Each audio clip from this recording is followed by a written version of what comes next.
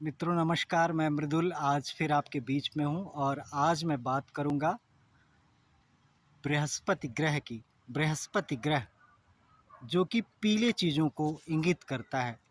वास्तव में बृहस्पति सभी ग्रहों में सबसे भारी ग्रह होता है, सबसे बड़ा ग्रह होता है, इसीलिए उसको बृहस्पति कहते हैं क्योंकि वो बृहद होता है और वो कहीं ना कहीं पीली चीज़ों के प्रतिनिधि देवता होते हैं।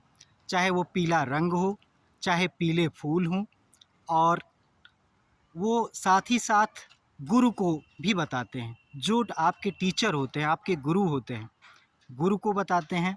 आपसे बड़े सभी लोगों को इंगित करते हैं। जितने भी आपसे बड़े लोग हैं वो बृहस्पति ग्रह के अंतर्गत ही आते हैं। और बृहस्पति ग्रह ज्ञान के ग्रह होते हैं, ज्ञान के देवता होते हैं।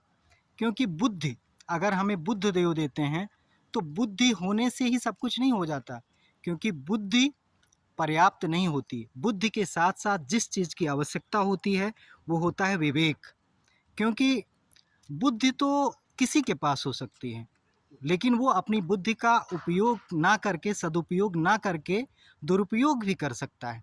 लेकिन विवेक जो होता है वो सदैव सहज तरीके से हमें सन्मार्ग की ओर ले जाता है, और उसमें सबसे जो महती भूमिका होती है वो बृहस्पति देव की होती है। तो बृहस्पति देव गुरु के प्रतीक हैं।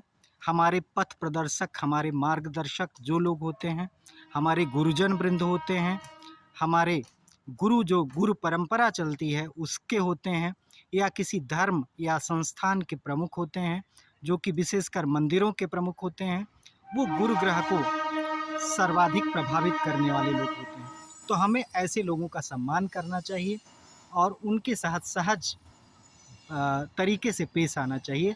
कभी ऐसे लोगों का अपमान नहीं करना चाहिए जो आपसे बड़े हैं, जो आपके गुरु हैं, जो आपके पथ प्रदर्शक हैं, मार्गदर्शक हैं। तो इनसे गुरु प्रसन्न होते हैं और आपको आशीष देते हैं। जब आप किसी धर्माचार्य से मिलते हैं, जब आप अपने गुरु से मिलते हैं, तो गुरु ग्रह प्रसन्न होते हैं और उनकी प्रसन्नता से आपको सब कुछ मिल जाता है। क्योंकि अगर कुंडली में सबसे ज़्यादा प्रमुख देवता कोई हैं तो वो गुरु ग्रह होते हैं। वह धन देने वाले होते हैं और साथ ही साथ धन के साथ साथ वो आपको एक समाज में प्रतिष्ठा भी देते हैं, क्योंकि गुरु की प्रतिष्ठा भी होती है एक मर्यादा